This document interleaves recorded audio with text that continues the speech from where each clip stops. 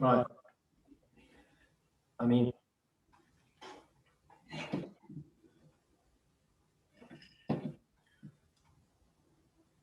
hi, Bill.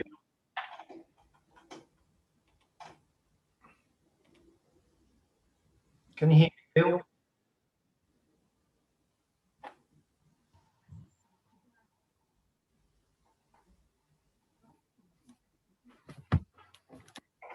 Right, and then what happens? Widescreen, join in. There you go. Piers, why have I got a green line around me? That's because you're talking. Good I can evening. hear everything you're saying. Oh, Good evening. Just So you know. Hello, Tony. Hi there. All right. Evening, guys. Good, thanks. Girls. Good evening. You? Tony, I've just got Sorry? to put out to the shop, so I'm going to join from my mobile as well, so I can listen in the car, and then I'll get back to the computer when I get in. Okie dokie. Yeah. Hope it's essential shopping. Oh, yeah. Hello. Right. Bill, you there? Yeah, I'm there. Yeah. Hold it. I've got to just let's try that one. Hi, Andy. Oh, are you all right? Yeah, good, thanks. Good evening, Good. Tony. Tony, you're looking younger and younger by the day. Thank you. I assume you meant me. Absolutely. Yeah, you got to be good to Tony. I don't feel it. Looking very nicely placed behind you, Tony, as well. Those little bonsais. Very nice. Do you like that? Very nice. What do you think of the stand? I was going to say, I bet you made the bloody stand as well, didn't you? Yeah. Lovely. Yeah. Scooby. Scooby.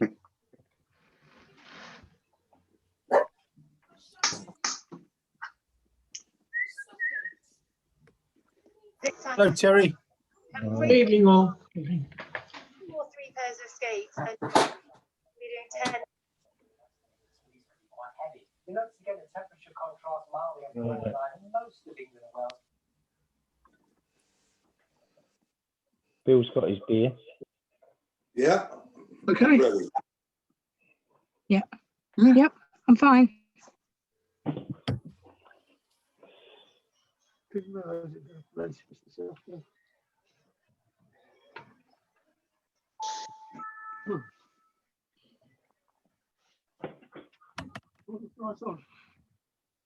No, yes. Acorns with his children, you know, for his children, and grows an acorn or collects an acorn, plants it for all his children. That's when they grow up, they've got a little tree and they can go and plant them and put them wherever they like. So that's a great little thing for the children to do, is to grow their own little acorns or whatever and give them to them later on, perhaps when they appreciate it, you know. It's but no, oaks normally quite good, you know. It's normally forgiving, you know, but it's just the pruning on it and just understanding what the vigor is and what part you do first, and just take a little bit at a time. When you say leaf pruning, do you cut the leaves in half, or are you taking them off? Yes, I mean it's like a lot of things. It's like beech and all that. I will cut them in half to let more air circulation, to let more light in, and if you've got vigorous leaves on your oak or whatever tree, either cut them or cut them in half. But that all helps, you know. You don't go mad on it. Don't completely defoliate it. I mean, No. some trees I can defoliate. I mean, some of the maples, tridents, and that I could defoliate twice a year. I think also perhaps we're not feeding quite enough as we should be. And certainly with pines and things, you know, you think, oh, I've just grown all this now, and then you go and cut it off. There is quite a procedure in it to build up the ramification. It's taken me quite a long time to try and get there, but I think it's like all these things, whatever you do to prune it back sensibly, it will gradually, over a number of years, ramify anyway, you know. But yeah, I think that's the best way to do it. I'll jump in if you don't mind. Sorry, I also pinch out on the beach as they're growing out slowly on their sort of like little would you say, the crust, the sacks on the beach, I break them off halfway. You know, as they're swelling, before they actually come out, is to break them off halfway, and that produces smaller leaves and everything on them. But you know, a little bit at a time. Awesome. So I'll jump in. On your comment about oaks air layering, I picked up a couple from a golf course a couple of years ago when I got given permission, and every bit of research I did said oaks hate air layering, and I had a bit of a go and it died. Do you do anything specific with them, or is it just your standard air layering techniques? Well, the particular one I got, I must say, I didn't air layer. It's a lady from Eastleigh Bonsai, Diana Wills, done it. But normally I have done them with sphagnum moss packed quite tightly. I'll use a plastic flower pot, cut it through the middle, tie it around the pot, pack it, and make sure you have clean cut. Make sure you got that gap. You know, you've got to give enough back, and make sure you scrape all the cambium layer off, and hormone rooting powder, anything like that. And also make sure it's got moisture in there. I mean, use a clear bag, then I'll use a plastic bag, so you can sort of take the plastic bag off to see what's going on. But also keep topping up with water. I mean, if it dries out, that's another way of doing it. But all other ways you could try is sort of lowering a branch and splitting the bottom, which is still attached, like you can with a lot of trees, and try and air layer it that way. You'll find a lot of trees like yews and that, well, if they've broken, still attached to the main trunk, split, it could take root. There's a lot of trees will do that. But no, the general way, but you perhaps got to leave it a little bit. Try the clear plastic bag, then the black bag on top. Then you can keep an eye on whether it's looking moist or whether the root development's there. You see the white fleshy roots. I think don't be too quick to chop it away from the host plant, you know, so that's one way. And do they take a bit longer than anything else, or it's just? Yes, I think they do. I would sort of leave them for the year. I would, you know, give them a year. I mean, there are certain things which will take air layers pretty quickly. You know, you can get them in a couple of months and things. But I think oak probably just won't hurt to leave it.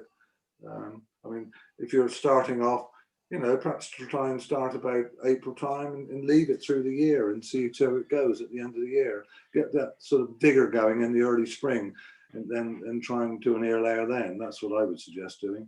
Awesome, thank you. The other thing I was going to say, which I haven't mentioned, which with the 3 extreme heat waves we've had in the last year, where everybody kept referring back to 1976, well, we've had 3 summers like that. One thing I would warn people is that trees growing in terracotta pots heats up like mad. I had a lovely little hawthorn, which I think if you go and fill the pots, even though you try and put them in semi-shade, but when you get that extreme heat on it in the summer, it's really, really hot. And I had one tree which burnt the internal roots one side, so I've had to redo it. What some people have suggested doing is using Baker foil to reflect the light and the sun off of it, and do it that way, or put a cloth over it, something like that. But the terracotta pots can get very, very hot, and it's not.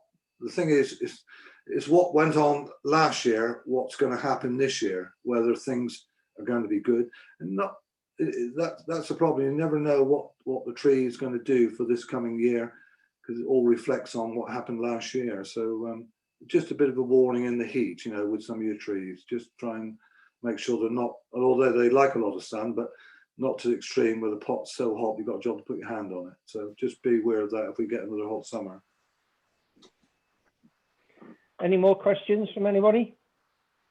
Yeah, just one from me. I know you mentioned about doing digs in the New Forest, Bill. How recently have you been on a dig last? 2 years ago, I went on the last dig. Right. I mean, I used to do work for the Forestry Commission as well. Yeah.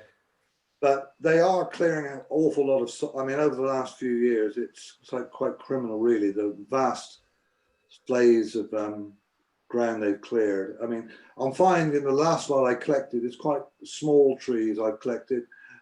almost as thick as your thumb around the base. But I'm finding I want to try and keep them little small ones now. I'm trying to have a little go at that and experiment with them, and they're great for beginners and newcomers and things like that to have a go at there. But why are you thinking? Have you collected in the forest or having problems or anything? I've contacted them over the club getting a license Yes. to go and do a dig in the New Forest. I contacted them a couple of months back. I think it was in between the lockdowns. Yeah. I've not actually heard back off them, so I guess I need to chase them up again. So Was that Queen's House in Lymington? I think it was, yeah. Yes. Yeah, I don't, whether there's all to do with this lockdown and everything else, I don't really know. I know there's certainly been a lot of clearance in areas now, which they're trying to put back to heath, but no, I think a lot of things have changed over the last year. It's anything you can do is perhaps keep trying to email them or I think quite a lot of them were out of office, obviously with COVID and that they're working from home instead. Yeah, so that's right. I think maybe I need to chase them up again.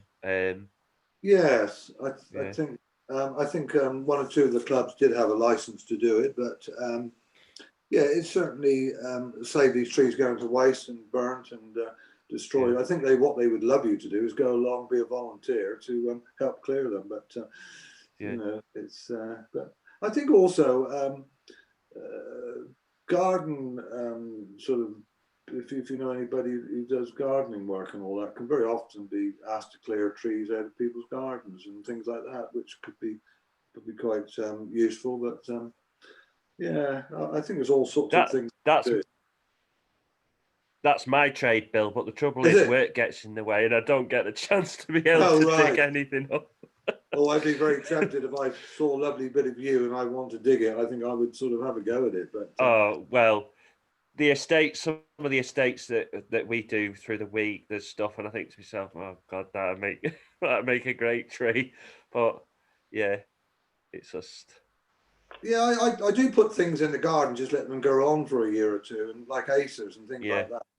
And then I love to try and develop them from there. But yeah, there's all sorts of different things. I mean, I've been to one or two garden centres where they've had some lovely bargain, especially the bigger ones, where perhaps it's been slightly damaged, but all you're really looking for is a sort of, like I said, the nabari in the base, and try and look for something which is going to offer. But no, I think it depends on what you want really and what sort of size. I know I've got a lot of big trees, but it's, you know, 40 years ago that was the thing. You thought, you know, the fashion goes. I mean, years ago it was big trees. Everybody loved all the ginkgo, all the big shows. It was all like a bit like Mario Stenberger doing all these fantastic, lovely big trees. But certainly a lot of people going back to the smaller trees now, the show in and the marmite and everything else. But whatever you want to do in a way, and what you're able to keep and do, you know, I mean, it's an open field for everybody, really, isn't it? Yeah. Did you say an open field? Well, I mean, it's options are there for everybody to choose what they want, really, you know, whether it's from your garden or garden centres, forestry commission collection, or like me collecting from the farmland. There's plenty of options out there to choose from in a way, you know. It's you know, because we're a new club, as you know, Bill, we've got people that are totally in control. Brendan sorts out all the urban Yamadori digs that he can find, and that, and Steve's on the forestry commission bit as well, and various other bits, and the fun of it. For those of you that have sort of joined us, people like Bill and Ian Warhorse and Andy Hardman, they're doing their talks, and they do this free of charge and out of the blessings of their hearts to share and keep everybody in touch with bonsai, which I just think is amazing, because we're not always getting to the shows right now. And if you don't mind, there's Mark Morland that's here as well, of the UK Bonsai Association, who's doing great work as well Fantastic.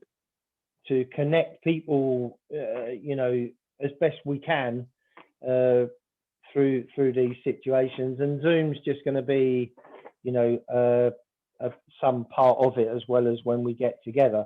And at Twickenham, we've just been really fortunate that through the whole of this pandemic, we've been hooking up. If we can't meet, we've been hooking up twice a month. One's a talk, and then one's, you know, a more personal club meet and things like that, which then throws me, for those of you that I know that belong to other clubs, is that, you know, in the future, maybe collectively as clubs, you know, we might finance a Zoom meeting or something with some more of the, shall we say, the international celebrity of bonsai that you know, do this for a living and need finances. Maybe the clubs could combine, because I can honestly tell you, Twickenham's got 260 quid in the bank, and that's what we've got, and that doesn't cover a phone call with Master Ryan or various other people. So, you know, some of you clubs that have been going on a bit longer, that have got a bit more cash, maybe we could look at doing a joint Zoom session and putting things on. Throwing that idea out there. That's all I'm doing here. It's just what it is. It's how we do it, and we can sort of maybe do it. I don't know. Just throw that out. Anybody else got any points about their bonsai? You missing meeting your clubs? You missing meeting your mates, or what? Can I ask the question about soils? You know, me Yes, and my thing of. So, Bill, over all the years you've done this, have you stuck with the same kind of mix, or has it changed? Is there a mix you use now that you can fit with? Yes, it's changed over the years, I suppose. You develop with all these different things, but it's like Peter Warren said, I'd like to go back to these sort of organic things again now, organic feeds and, you know, with soils, adding things in. I think there's a lot of sense in that. It's but I'm using like Akadama, 60 Akadama and 40 pumice. I'll add extra little bits and pieces to it. I try and use, if I can afford it. I mean, it's all about what you want to do. But I mean, I that's my wife. I tried to make my own fish emulsion until she complained about the smell and various things like that. And but no, try and keep it organic. I do add various little bits to it, but I used to use John Ennis #2 and grit and all that in the very early days. I think also you've got to be aware with the hot weather what's going to dry out quick and that. I mean, it's very fast draining, but you may have to add a little bit more. But all equally, I've also, with the extreme amount of rain, I mean, we had 6 months of rain last year. It rained from, certainly down here, from October to February. Nothing dried out. I'm not surprised anything didn't rot. I mean, I'm putting things away like white pines and things like to be kept drier, but it is a worry. The concerning thing is the extreme amount of weather. I mean, my wife laughs at me when we get these named storms now, storm watch. I'm thinking, you know, I go and tie things down. I go out there and strap it all down because, you know, you lose a nice Gordon Daffert pot, for argument's sake, 250 quid. You think, crikey, you know, it's, you know, all these trees and things you get, I sort of built it up over 40 years. It's, that's the thing. But yeah, it's my mix going back to, sorry to ramble on, but yeah, my mix really has changed over the last few years by, I've only just literally started this like 2 or 3 years ago, and it's changed all the time. But after talking to Tony and a few guys on here and stuff, I've decided this year I'm sticking with the Akadama, the pumice, and literally what you've just said. I think I'm taking too many opinions from different people and kind of making myself confused. But a lot of people I've spoken to recently have said, look, just stick with the old-fashioned way of, you know, the Japanese have used Akadama for hundreds of years or whatever. And that's right, they've used them for all these years. And people say, oh, it grows too quick in them, but that's what you want. You want trees to grow. They certainly, maples and everything, they certainly do grow in it. And, you know, the drain, everything, and it won't get waterlogged. I think some of the early days, a lot of trees died through the fact that they were saturated in with peat and all these other things. So yeah, carry on what you're doing. But bear in mind, when you get all these long spells of wet weather, you know, it does leach out all the fertilizer and things on them. So just be a little bit aware of Keep that. feeding as well. Yeah, so try, carry on what you're doing, and if it's working for you, don't change. I think it's working. Sure it is. Sure it is. Can I ask when you start feeding at the year, during the beginning of the year? Right. Well, certainly things like Scots pines, I'll feed early and then leave it off because you don't want all the strong growth. You know, through the main growing season, you want them to be too big. You know, to the buds and everything else. I have got a regime where you can, you know, certainly some of the fertilizers you can half strength perhaps. I mean, I use things like Miracle Grow, but I have used things like Bio Gold, fish cakes, rapeseed cakes, I should say, and all sorts, even chicken pellets and everything. I don't think they mind too much if they get some feed. A lot of seaweed I use, and also I spray with a lot of seaweed. But equally, some of the garden centre, like we used to get Miracle Grow and all that sort of phosphogen, which used to be quite good for ewes and things. But I think generally, if you want to spend, I did buy a bag of Bio Gold trophy, that's something like 30 quid a bag. But yeah, it depends on your tree, what development stage it's in, and what you want from it, and how much you want. If you want to grow it on quick, put plenty of food on it. But if you want to sort of try and get it into a bit more refinement, just sort of, you know, we don't normally fertilize in perhaps July, August. We sort of cut it out then, but then perhaps you'll change. You could put a little bit more on, say September, October. It depends on the temperatures and everything else, but I'm not that sort of critical on, you know, whether I've missed a month or a week, you know, but yeah. Okay, thank you. Bill, someone's asked a question. Can you share your experiences with mulberry trees? I've got a mulberry tree, actually, a lovely little tree. I could have brought it in tonight, actually. I bought it from Ken Lever, Windybank, lovely little tree back in the early 90s, lovely little black, almost like little miniature raspberries, and they actually do taste nice. But yes, I'm not brilliant on mulberries. It's alive, it fruits, it does all the bits I need. Funny things to, it is nice to try different species, but yes, it's, I don't know what I can say on that. It's I've had it for many years now.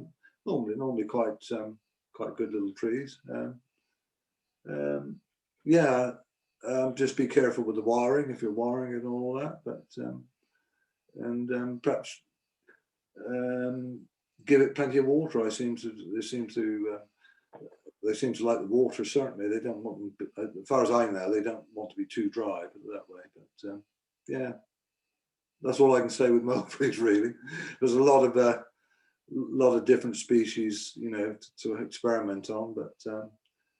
I can't give you any more details than that, really. It's any particular pruning or anything else. I do prune them like other trees, but fertilize the same. They all get virtually treated the same, you know, in some respect. But sorry, I can't be any more precise on that. No, I think you've done good there. Thank you. Any other questions for Bill before we sort of sign off? Okay, right. So on behalf of Twickenham Bonsai Club, and next month on the 4th, we've got Ian Warhurst, who is from Wirral Bonsai Society. Is that right, Andy? Help me out there, will you? And he is going to be talking about Scouse olives, which I just think is a very amusing story. So another form of entertaining. His time will be given free, and then there's going to be a 2-week break, and then Andy, if you wouldn't mind saying a few words about your presentation in the 18th of February. You're unmuted. Yeah, I got the impression, well, not just the impression, a lot of you people at Twickenham are fairly new to bonsai.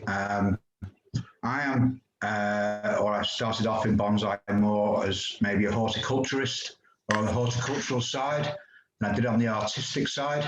And I'd just like to do a talk on the actual tree physiology. So I'll be talking about how a tree grows, how the roots work in conjunction with the leaves, how the leaves work in conjunction with the roots, what effects feed have, different soils might have. Basically, I'll just go into, yeah, how a tree grows, and we'll go from there. So, yeah, I look forward to seeing you in a couple of weeks' time. Andrew, if I'm correct, you're now the chairman of Wirral Bonsai Association or Society. Is that quiet? I am, yeah. Yeah, and Yes. and how long have you had that responsibility? 9 years now. Okay, lovely. So you know, well versed, and I believe that you're good buddies with Ian. Yes, Ian was one of my sort of mentors when I joined Wirral Bonsai Society. We both had the same sort of passion. And over the years, probably 20 odd years, we've become really good friends. Just on the back of this, I'd like to say thanks to Bill for his talk. I was invited a couple of years ago to judge at Swindon, which was the sort of one of the first major events I judged at. And it was the first time I met Bill, in all honesty, and he was so welcoming to me and so nice to me. And we had a little chat before we went out to judge, and he absolutely put me at ease. And I just, on a personal note, I'd just like to say thank you, Bill. We've only met a couple of times, but you put me at ease and sort of took all the worries out of me. It's something you go, well, although I'm judging, I'm going to be judged on what I judge on. If you understand what I mean. So no, just thanks very much, Bill. It just put me at ease. Yeah, It settled me lovely. down. It's a great thing to have a go at, but yeah, no, I think all of you guys, if we meet a chance that when the shows come up, I'd love to meet you all and say hello. You know, that's the thing with people with bonsai, you know, that same interest. So yeah, that's what it's all about. Is yeah, absolutely, yeah. It's just being nice to each other and progressing things in what we like to do. That's right. Yeah. We're doing it for fun and enjoyment. You know, like we say, it's we'll give our time, and it's just to inspire other people to have that wonderful journey we're on. You know, and you know, which certainly a lot of us who come tonight have got this same interest, which is a fantastic hobby. You know, so yeah. Hope to meet you all anyway. Yeah, great.